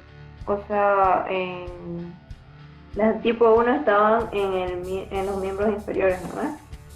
Sí, Las ya. tipo, Ajá, es que eso se distribuye en los músculos, se distribuye. No es, por ejemplo, se distribuye en todos los músculos. Fibras de tipo 1, fibras de tipo 2, fibras de tipo 2A y fibras de tipo 2B. Se distribuye en todos los músculos. es amplio. Sí, se distribuye. Es una distribución que se encuentra, ¿no? Bien, entonces, cuando estudiamos la clase pasada nosotros en neuroanatomía, veíamos lo siguiente, ¿no? Veíamos el potencial de acción, ¿no? Aquí estábamos viendo una neurona, en este caso, ¿sí? Veamos aquí, tiene su toma, su cuerpo, ¿sí? Y el axón y las distintas terminales, ¿no? A este nivel. Entonces vean cómo se produce un estímulo, por ejemplo, ¿no? Decíamos, y ese estímulo hacía que la membrana plasmática de la neurona cambie su potencial de reposo en potencial de acción, ¿no? Aquí, por ejemplo, existe una carga positiva, ¿no? Que cuando está en potencial de reposo es un potencial, perdón, cuando está en potencial de reposo, aquí simplemente existe carga positiva, que es el sodio, ¿no? Ahora, internamente existe carga negativa que está dado por potasio. Cuando sucede un estímulo, estas cargas cambian, ¿no? Ingresa carga positiva y sale carga negativa. Y a eso se le llama potencial de acción, ¿no? el potencial de acción se despolariza, la despolarización por el ingreso de carga positiva y la salida de carga negativa. Entonces, cuando sucede ese potencial de acción, esta estimula a la siguiente, y así llega, ¿no? Llega hasta ¿dónde? Hasta el sistema nervioso central en este caso, ¿no? Entonces vean aquí, esto es cómo se está produciendo la contracción, ¿no? Y ahora vamos a ver más adelante desde qué punto de nuestro cerebro manda este potencial de acción, ¿no? Ese estímulo. Y aquí vemos cómo a través de la motoneurona alfa, que es la que inerva al músculo, pues va a dar la contracción muscular. ¿No ven ustedes cómo está llegando potencial de acción a través de nuestra motoneurona alfa, ¿no? Que es la que inerva al músculo, ¿sí? Entonces, vean aquí. Nosotros cuando estudiábamos la clase pasada de neuroanatomía veíamos el nervio aferente y el nervio deferente, ¿no? El nervio aferente, que es el que va por el ganglio sensitivo, por la columna o columna dorsal de la médula y sube hasta lo que es los ciclos cerebrales superiores, ¿no? Y este nervio aferente es el que es ascendente, ¿no? Es sensitivo, ¿sí? Y el eferente, decíamos que era descendente y era motor, ¿no? Era motor, ¿sí? Entonces, cuando este nervio, vamos a ver en realidad cómo es que sucede esa información que va desde el cerebro hasta el músculo, más adelante, viene descendiendo, llega hacia el músculo, ¿no? Viene descendiendo por la médula, ¿sí? Entonces vamos a ver. Entonces, vean acá, esta parte de aquí, vean ustedes, es la motoneurona alfa. En realidad estamos viendo esto, ¿no? Esta parte de aquí, estamos viendo, ¿no? ¿Cómo sucede eso ahora? Sucede de la siguiente manera. Cuando llega ese potencial de acción aquí a la hendidura sináptica, que es el músculo, ¿qué sucede? Sucede que está trayendo acetilcolina. La acetilcolina es el neurotransmisor a nivel muscular, ¿sí? Esta acetilcolina tiene que salir a la hendidura sináptica para que ingrese a los receptores de acetilcolina en la membrana muscular, ¿sí? Entonces, vean, primero tiene que ingresar calcio para que salga la acetilcolina. La acetilcolina se une a los receptores de acetilcolina y abre los canales a este nivel vamos a ver canales de sodio que son dependientes de voltaje, ¿sí? Son canales dependientes de voltaje. Entonces ingresa un sodio y cambia toda la polaridad y hace que los canales de sodio se abran, todos esos canales de sodio, y ingresen más sodio y esta membrana que estaba en un potencial de reposo de menos 90 milivoltios cambie a un potencial de acción de más 35 milivoltios. Y entonces ese potencial de acción viaja por todo lo que es el sarcoplasma, esto acá, viaja y llega al túbulo T. Y en el túbulo T estimula a retículo sarcoplasmático, que vemos acá, retículo sarcoplasmático, y hace que se produzca el calcio, ¿no? Sale el calcio del retículo sarcoplasmático. Cuando sale el calcio del retículo sarcoplasmático, ¿a dónde va? A la troponina, ¿no? Ya vimos este proceso, ¿no? Que estábamos viendo en el principio, ¿sí? Cuando veíamos esto aquí, ¿no? Decíamos que llega calcio, ¿sí? Vean cómo llegaba calcio. Decíamos que llegaba el calcio desde el retículo sarcoplasmático, ¿sí? Y es lo que estamos viendo ahora, ¿no? Lo que estamos estudiando en estos momentos. Vean, entonces aquí el calcio se produce de retículo sarcoplasmático que llega a la troponina, ¿sí? Y en la troponina ya conocemos cómo desplaza la tropomiosina y se activa la actina. Y aquí la llegada de ATP a la calcicardiosina y se une, ¿no? Ahora, ¿qué sucede? Cuando termina ese proceso, el calcio se retira activamente por bombas de calcio nuevamente a retículo sarcoplasmático, que el retículo sarcoplasmático es un almacén de calcio, ¿sí? Almacena calcio. Bien, entonces veamos lo siguiente. Vamos a ver esta partecita, ¿sí? Esta partecita aquí estamos viendo ahora, toda esta partecita. Entonces, vean, Tenemos la membrana neuronal, tenemos la membrana muscular, este es músculo, esto es el axón, ¿sí? Lo que estábamos viendo, la membrana neuronal. Primero, ¿qué sucede? Primero sucede el potencial de acción, ¿no? Llega el potencial de acción, llega el potencial de acción, ¿desde qué? Desde lo que ya dijimos, la motoneurona alfa, ¿no? Entonces llega el potencial de acción y vean ustedes, estas vesículas son los neurotransmisores de acetilcolina, ¿no? Acetilcolina, vean, y aquí existe el canal de calcio, ¿sí? Entonces vean aquí, este espacio es la hendidura sináptica, ¿ya? Ahora, ¿cómo sale la acetilcolina a la hendidura sináptica? Primero tiene que abrirse el canal de calcio, ¿sí? El canal de calcio se abre, ingresa calcio a la membrana neuronal por difusión y sale acetilcolina, ¿sí? Sale la acetilcolina. Esta acetilcolina en la hendidura sináptica va a ir a los receptores de acetilcolina, ¿ven? Se va a los receptores de acetilcolina. Cuando esta acetilcolina llega a los receptores de acetilcolina, esto de acá hace que ingrese sodio. Ingresa un sodio, vean ustedes aquí, ingresa un sodio y hace que los canales de sodio que están esperando que haya un voltaje para que se abran todos los canales de sodio, ¿no? Es por eso que se llama dependientes de voltaje, ¿sí? Entonces se abren los canales de sodio, ingresa un sodio y hace que todos los demás canales se abran, ¿sí? Se abran y cambia la polaridad de la membrana muscular de estar en un potencial de reposo de menos 90 milivoltios, cambia a más 35 milivoltios. ¿Por qué? Porque el sodio es positivo, pues, ¿no? Es positivo, es un ion positivo. Entonces, cuando ingresa, cambia lo negativo y lo convierte en positivo, ¿sí?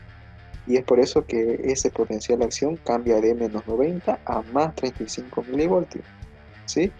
Entonces, ¿qué sucede aquí? Vamos a ver esta partecita, ¿no? Esta partecita de aquí, vamos a verlo acá. Entonces, vean, aquí vamos a ver los receptores de acetilcolina. Estos son los receptores de acetilcolina, ¿sí? Entonces, llegó la acetilcolina aquí a este receptor, se unió y recién lo abre. Vean, aquí está cerrado y aquí está abierto, ¿no? Cuando esto está cerrado es porque no hay receptores de acetilcolina, no hay acetilcolina, ¿sí? Llega la acetilcolina y es la llave que abre este receptor. Se abre, ingresa el sodio, vean, ingresa el sodio y aquí al ingresar hace que todos los demás canales de sodio se estimulen, se abran, ¿no? Se abran, ingrese sodio, ¿sí? Y va a cambiar la polaridad totalmente de la membrana muscular, ¿sí? Convirtiéndola en un potencial de acción. Ya no está en potencial de reposo, está en potencial de acción, ¿sí? Ahora, este potencial de acción, ¿hacia dónde se dirige? Se va a dirigir, dijimos, a ver, aquí, ¿no? Se va a dirigir aquí por el sarcolema, por el sarcolema se dirige todo ese potencial de acción hacia el túbulo T. Y en el túbulo T, ¿qué sucede? Estimula el retículo sarcoplasmático para que se libere calcio, ¿no? Y ese calcio ya sabemos dónde se dirige y qué es lo que hace, ¿sí? Vean, entonces, es como sucede esto, ¿no? El potencial de acción. Vamos a verlo paso a paso. Primero llega el potencial de acción. Número 1, potencial de acción. Número 2, se abren los canales de calcio. Número 3, se libera acetilcolina a la hendidura sináptica. Número 4, los receptores de acetilcolina se unen a la acetilcolina, ¿sí?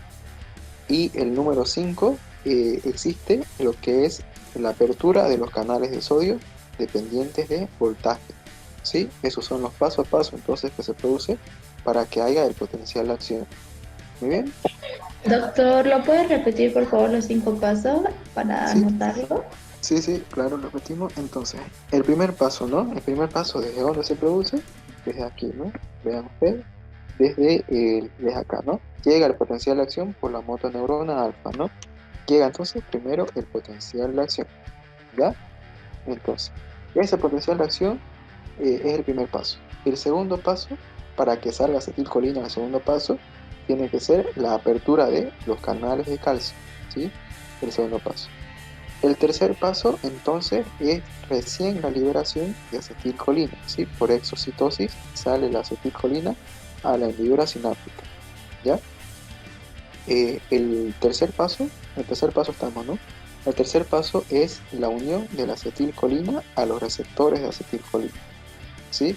El cuarto paso es, ¿qué cosa? El ingreso de sodio, ¿sí? El ingreso de sodio a la membrana muscular. Y el quinto paso es la apertura de los canales de sodio dependientes de voltaje, ¿sí? Ese es el quinto paso. Entonces ahí tenemos cómo se produce el potencial de acción a nivel muscular, ¿sí? Y ustedes pueden ver aquí que, por ejemplo, como el sodio es positivo, ¿sí? Es un ion positivo, ingresa y podemos ver aquí que existe carga negativa, ¿no? En los receptores de acetilcolina, y esto es porque su función pues es repeler a los que son los cationes, ¿no? Los cationes que son cargas negativas, ¿sí? Por eso es que deja pasar al positivo. Como ustedes ya saben, pues carga positiva y carga negativa no se repelen, ¿no? Cargas iguales sí se repelen. Entonces ahí vemos el potencial de acción. Entonces, en un pequeño resumen, hemos visto ya el músculo esquelético, hemos visto el sarcómero, ¿no? Que aquí se produce la contracción muscular, dijimos, ¿no? Entonces ahí estudiamos ya la histología, que es el epimicio, el perimicio, veíamos cómo encontramos el fascículo. Si tomamos al fascículo una partecita de esos redonditos, vemos una fibra, y si tomamos uno de esos redonditos más chiquititos aún de la fibra, encontramos miofibrilla. ¿Sí? Y en la miofibrilla encontramos que los miofilamentos, que son las proteínas de actina y de miosina, ¿no? Y aquí el sarcómero, que es la unidad funcional del músculo, donde se produce la contracción muscular, ¿no?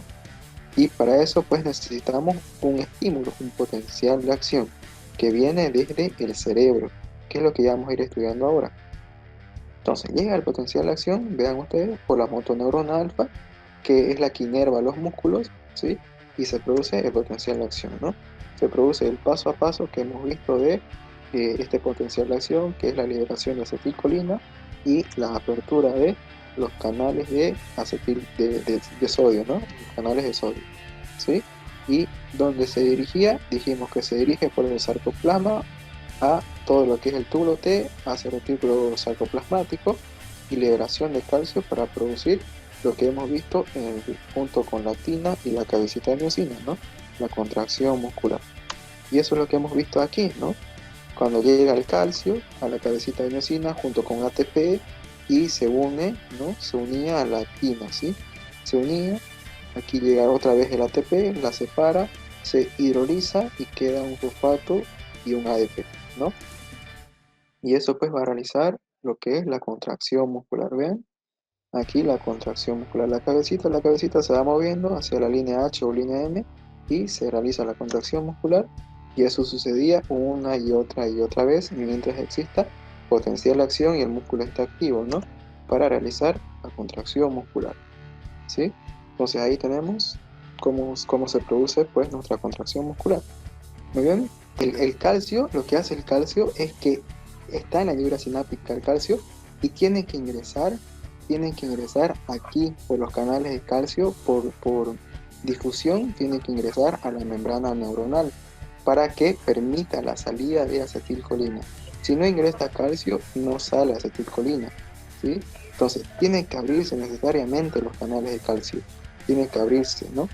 Para que ingrese calcio aquí a esta membrana y esta acetilcolina salga a la fibra sináptica y se une a su receptor, que es la llave, y abre, y recién ingresa un sodio. Y cuando ingresa un sodio,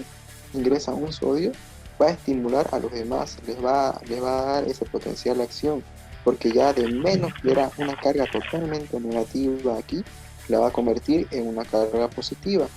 Va a cambiar de menos 90 a menos 65 milivoltios, y esos menos 65 milivoltios va a abrir estos canales dependientes de voltaje de sodio y va a entrar todo el sodio que necesita entrar y la va a convertir en más 35 milivoltios, y eso ya viaja por todo esto, ¿no? Entonces necesariamente tienen que ingresar por difusión calcio acá a la membrana neuronal para que salga la acetilcolina, ¿sí? Y aquí vemos el retículo sarcoplasmático, pues aquí es un almacén de calcio, ¿no? Un almacén de calcio que al venir el potencial de acción se libera calcio del retículo sarcoplasmático para dirigirse aquí, ¿sí? Digamos que existe, a ver, ven acá. Vean, aquí está el sodio, aquí es carga positiva el sodio y aquí existe el potasio, ¿no? Ahora, cuando ingresa el sodio aquí adentro, a la membrana plasmática, vean que lo convierte en carga positiva, ¿no? Esto es lo que se llama lo que es la despolarización, ¿no? Aquí es todo carga positiva, ¿no? Está todo tranquilo, todo bien. Entonces está en una carga positiva tranquilamente, pero si hay un estímulo, el sodio que es positivo ingresa a lo que es negativo y cambia esa potencial en un potencial de acción, porque el sodio es carga positiva y dentro de la membrana es negativo, ¿no? Y como dentro de la membrana al ser negativo el potasio es negativo, entonces ingresa el sodio y cambia ese potencial de acción, ¿no? Lo cambia, lo despolariza, ¿sí? Y se produce el potencial de acción. Muy bien. Entonces ahí tenemos cómo se realiza el proceso. Bien, ahora para que se produzca todo esto, en realidad tenemos que ver lo siguiente, ¿no? Vean, tenemos el órgano tendinoso, ¿sí? Aquí vemos el órgano tendinoso. Ustedes dirán, ¿qué es el órgano tendinoso de Golgi? Este órgano tendinoso de Golgi se encuentra en el tendón. Aquí se encuentra en el tendón, el órgano tendinoso de Golgi, ¿sí?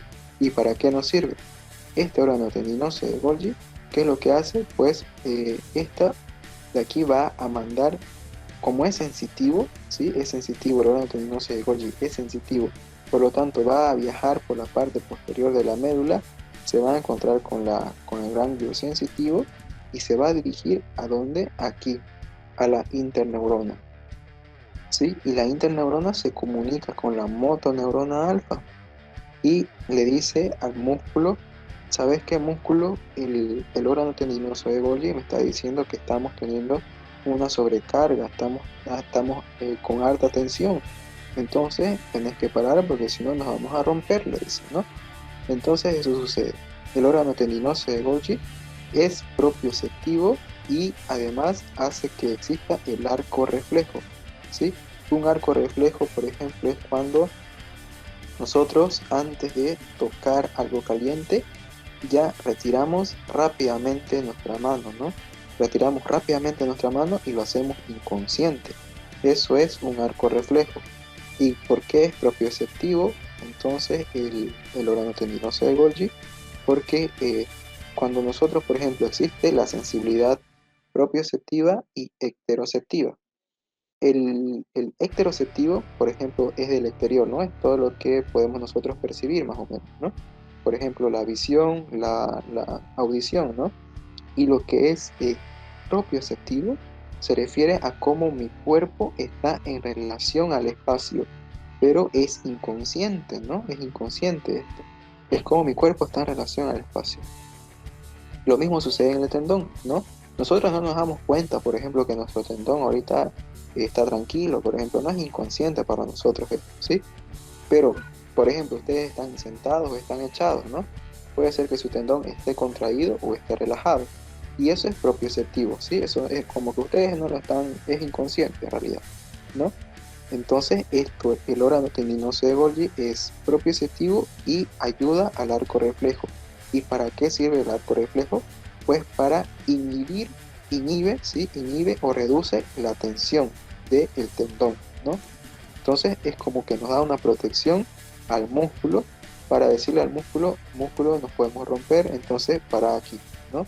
Y todo esto, y tomen atención, en todo esto se produce simplemente, no está llegando a los niveles superiores ¿de quién? Del cerebelo, no está llegando todavía a niveles superiores. Esta comunicación es entre sí, es entre tendón, médula espinal y músculo, ¿sí? No es una comunicación que ha llegado a los centros superiores como ser cerebelo o ser el cerebro, todavía no ha llegado. Es por eso que es propioceptivo o más que todo es un arco reflejo, ¿no? Porque propioceptivo también se puede decir a una sensibilidad inconsciente que sí llega al cerebelo, ¿no? Entonces, el órgano tendinoso de Golgi, ¿qué es lo que hace? Pues nos reduce la tensión, ¿no? Reduce la tensión del músculo. ¿Por qué? Porque nos está ayudando en un arco reflejo. Y es un órgano tendinoso que es sensitivo. Sensitivo, ¿ven? Es una neurona sensitiva que se dirige a la parte posterior de la médula espinal, ¿sí? Se comunica nuevamente con la interneurona y le dice a la interneurona, le dice a la motoneurona alfa, que es la que dijimos que inerva el músculo, le dice, bueno, músculo tenemos que reducir porque tenemos alta tensión y nos podemos romper, ¿no? Entonces de esa manera cuida al músculo, ¿sí? Inhibe entonces. Muy bien, ahora aquí vemos cómo también esto lo que es un, un estímulo inconsciente puede llegar hasta el cerebelo, ¿no? Puede llegar a los centros superiores que son, en este caso, el cerebelo. ¿Cómo es que sucede esto? Entonces, en sí existe una sensibilidad inconsciente, ¿sí? La sensibilidad inconsciente, ¿ve? Ingresa esta sensibilidad inconsciente, ingresa por el ganglio espinal, por el ganglio sensitivo, perdón, aquí hace su primer sinapsis, hace la primera sinapsis aquí en el ganglio sensitivo. Se dirige por la parte posterior de la médula y vean ustedes cómo hace su segunda sinapsis, ¿no? En este núcleo que se llama núcleo dorsal o torácico posterior. Hace su segunda sinapsis. Y esta va a viajar por el neuroeje hacia el cerebelo, ingresando al cerebelo por el pedúnculo cerebeloso inferior y llega al cerebelo, ¿no? Y aquí se produce la sensibilidad inconsciente, ¿sí? Entonces, aquí no llega al cerebro, no llega la sensibilidad inconsciente al cerebro, llega al cerebelo. Y esta sensibilidad no es decusada, o sea, no hay decusación, es homolateral, ¿sí? Es únicamente homolateral. Y veamos cómo la sensibilidad consciente, esta sensibilidad consciente sí existe una decusación. Es decir, si usted siente, por ejemplo, un estímulo en su mano derecha, el cerebro lo asimila en el hemisferio izquierdo, ¿sí? No en el mismo lado, en el hemisferio izquierdo lo asimila, ¿sí? Es por eso que es decusación, es decusativa, ¿sí? Hay una decusación. ¿Y cómo sucede entonces el trayecto de esto? Vean, cuando hay una sensibilidad consciente, ingresa por el ganglio sensitivo, hace su primera sinapsis aquí, luego asciende y hace su segunda sinapsis en estos núcleos que son cuneiforme y núcleo gracil. Ahora, a este nivel de la médula, del bulbo, perdón, en la parte inferior del bulbo raquídeo, esto ya es tallo cerebral, ¿no? Que hemos visto en la anterior clase. El tallo cerebral aquí, vean cómo hace su decusación, ¿no? Y se dirige por el neuroeje a hacer su tercera sinapsis. ¿Y dónde hace esa tercera sinapsis? Aquí en el tálamo, ¿no? En el núcleo ventral posterolateral. Ustedes se acuerdan que dijimos que el tálamo es, es como cuando decíamos el avión, ¿no? Hace su parada aquí y sigue después su camino, ¿no? Entonces aquí vienen todas las vías y hacen su trayecto por acá para dar continuación a su destino final. Entonces aquí vemos cómo hace su tercera sinapsis en este núcleo y se dirige a la corteza sensitiva del cerebro, ¿no? Entonces vean cómo es la sensibilidad consciente. Por ejemplo, estos fascículos gracil cuneiforme, el fascículo gracil, esta es una sensibilidad del tacto fino y se encuentra en los miembros inferiores. Y este fascículo cuneiforme también es sensibilidad fina y se encuentra en los miembros superiores, ¿no? Entonces vean ustedes cómo asciende hacia el cerebro, ¿no? Sensibilidad consciente. Ahora, ustedes pueden tener una pregunta, ¿no? Que puede ser, por ejemplo, ¿qué parte de nuestro cerebro puede dar la contracción muscular, ¿no? Entonces, para eso vamos a ver la vía piramidal, ¿sí? ¿Qué es lo que hace la vía piramidal? Ustedes se acuerdan cuando estudiamos el lóbulo frontal, que el lóbulo frontal pues se encuentra delante de la cisura de Rolando, decíamos, ¿no? La cisura de Rolando y encima de la cisura de Silvio, y decíamos que el lóbulo frontal tenía una actividad de movimientos voluntarios, ¿no? Entre otras funciones, ¿sí? Entonces, vamos a ver esta parte de aquí, se llama la corteza motora primaria, porque es el encargado ¿de qué? De mandar estímulo para que se realice la contracción muscular, ¿sí? Entonces vean, esta es la vía piramidal, ¿sí? ¿Qué tenemos aquí? Aquí tenemos la sustancia gris, ¿no? ¿Se acuerdan cuando estudiamos la médula espinal? Veamos que la sustancia gris era en forma de H o de mariposa, ¿no? Y se encontraba al medio. Y la sustancia blanca envolvía a la sustancia gris, ¿no? Eso ya lo hemos visto en la clase pasada. Entonces, vean aquí, la corteza motora primaria se encuentra acá, en el área 4 de Brodmann, ¿sí? En el área 4 de Brodmann. Vean ustedes, aquí en la sustancia gris se encuentra el núcleo o el soma de la neurona. Y vean esto de aquí, cómo va descendiendo, es su axón, ¿no? Es su axón de la neurona, cómo va descendiendo. Entonces se produce en el área 4 de Brodmann y esta es la motoneurona superior que va a ir descendiendo hasta lo que es el borde inferior del bulbo, ¿sí? Del bulbo raquídeo, y hace su decusación, ¿no? Vean ustedes, su decusación nuevamente se dirige hacia el otro lado del cuerpo, ¿no? Y esta misma desciende y hace sinapsis con la motoneurona inferior, ¿sí? Y esta motoneurona inferior sale de la médula espinal, sale por acá, por la parte anterior, sale y se convierte en un nervio. ¿Y qué nervio es ese, dijimos? El que inerva los músculos, la motoneurona alfa, ¿no? Que es esta, la que hemos visto aquí.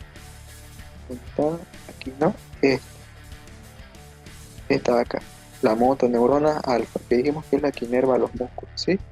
Entonces vean ahí ustedes cómo es que llega y desde dónde llega, ¿no?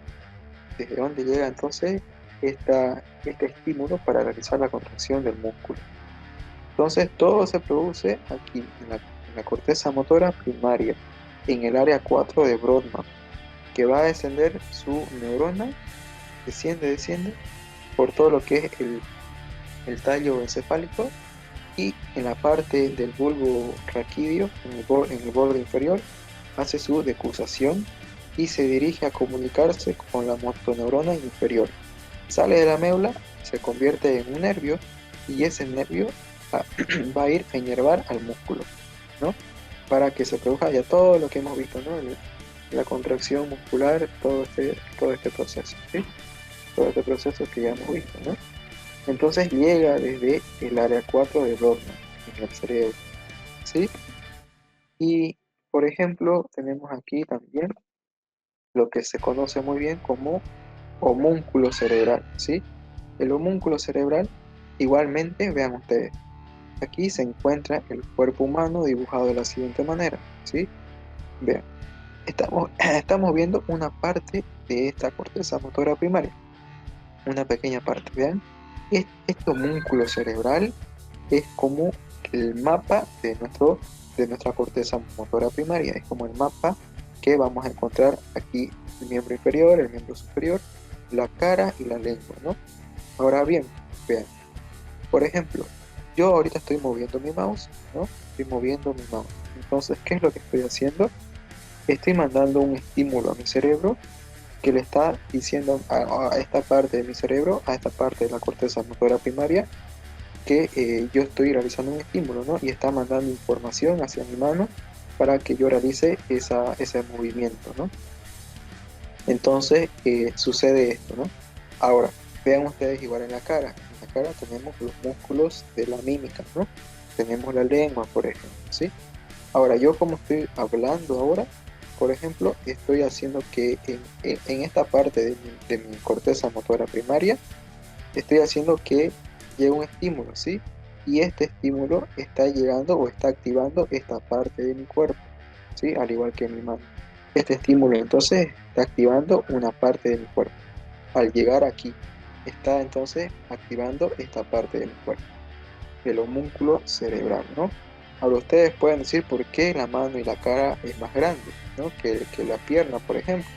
Esto es porque es debido a que existe mayor sensibilidad en la cara y en la mano, y no se define por el tamaño, sino por la sensibilidad que existe a este nivel, ¿sí? Por la sensibilidad. Muy bien. Y aquí es como se lo conoce en neurología como homúnculo cerebral, ¿sí? Bien, ¿se entendió? Y aquí pues está ya un dibujito de todo lo que hemos ido hablando, ¿no? Vean aquí, por ejemplo, tenemos el túbulo T, ¿sí? El túbulo T, tenemos aquí el axón terminal, que es lo que hemos visto, la motoneurona alfa, que libera acetilcolina. Y aquí vemos la hendidura sináptica, y esta potencial viaja por el túbulo T, y aquí el retículo sarcoplasmático libera calcio que se va a dirigir a la cabecita de mucina, ¿no? Entonces ahí vemos todo eso. ¿Sí? ¿Y para qué? Para realizar la contracción muscular, ¿no? Vemos que se relaja y se contrae. Y aquí vemos nuevamente, ¿no?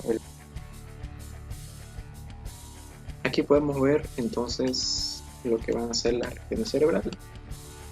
Aquí estamos viendo lo que es la corteza motora primaria, que sería el área 4 de Brodmann, donde la función que se ubica aquí en esta área 4 de Brodmann es la del control de movimiento voluntario, que la misma se encuentra dentro del lóbulo frontal. Acá podemos ver la corteza premotora, que ya sería el área 6 de Brodmann, y que su función es planificar el movimiento, ¿sí? Aquí vemos el área 4, que esta está asociada con la producción del habla y el procesamiento del lenguaje, y esta se encuentra únicamente, al igual que el área de Wernicke, en el hemisferio izquierdo del cerebro, ¿no? Y el área de Wernicke está asociada con la comprensión del lenguaje escrito y hablado. Bien, aquí podemos ver lo que es la corteza somatosensorial primaria, que está a procesar la información táctil del lado opuesto del cuerpo, y la corteza somatosensorial secundaria, que se encarga de procesar la información táctil, pero además también el dolor. Bien, y finalmente la área de asociación somatosensorial, que esta ya va a integrar toda la información que va a entrar a la corteza, es decir, toma la información como ser la temperatura, el tamaño, la presión, la textura y la relación de los objetos. Bien,